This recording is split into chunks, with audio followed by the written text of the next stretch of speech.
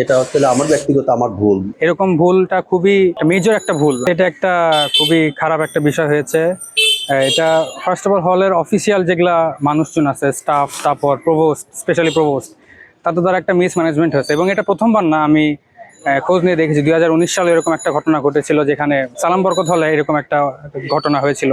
তো এটার আমি আশা করতেছি তৎক্ষণাৎ একটা ব্যবস্থা নেওয়া উচিত। এরকম ভুলটা খুবই একটা মানে একটা মেজর একটা ভুল আমি যা মনে করি, এবং এটা হওয়া উচিত না। আসলে আপনি ঠিকই দেখেছেন, আমাদের একটা বিষয়টা জানেন, এটা একটা 48 পৃষ্ঠার একটা 54 বছর স্টুডেন্টের 48 পৃষ্ঠার একটা কপি আমাদের কাছে দেওয়া হয়েছে। তো সেখান থেকে আমাদের হলের নামগুলো বেছে বের করতে কপি পেস্টে একটু মিসিংটা হয়েছে। এটা আসলে আমার ব্যক্তিগত আমার ভুল, মানে মিসিংটা আমার হয়েছে। তো আমি আসলে এর জন্য সরি। আমার আসলে আর একটু সতর্ক হওয়া উচিত ছিল। বসুন্ধরা টিস্যু, অশুদ্ধতার বিরুদ্ধে এক বিন্দুও ছাড় নয়। তবে সবচেয়ে আমরা অল্প সময় পেয়েছি, তো খুবই অল্প সময়ের মধ্যে এই কাজগুলো আমাদের করতে হয়েছে। একটা ছিল রুম খালি করা নিয়ে আমাদের একটা প্রেশার ছিল। তারপরে ছাত্রদের প্রত্যেক রুমে রুমে এই লিস্টটা টানিয়ে দিতে হবে, 4 জনের লিস্টটা টানিয়ে দিতে হবে।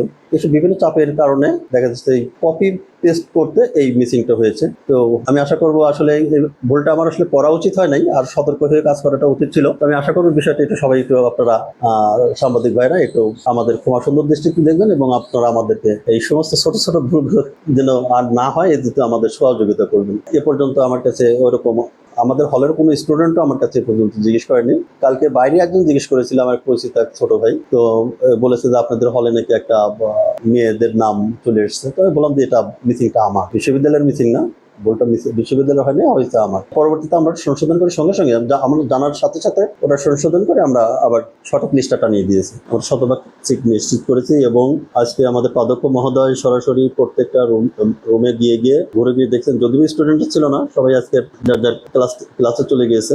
আমরা সব খোঁজ নিয়েছি, শতভাগ নিশ্চিত করেছি আমরা আমাদের চিঠটা।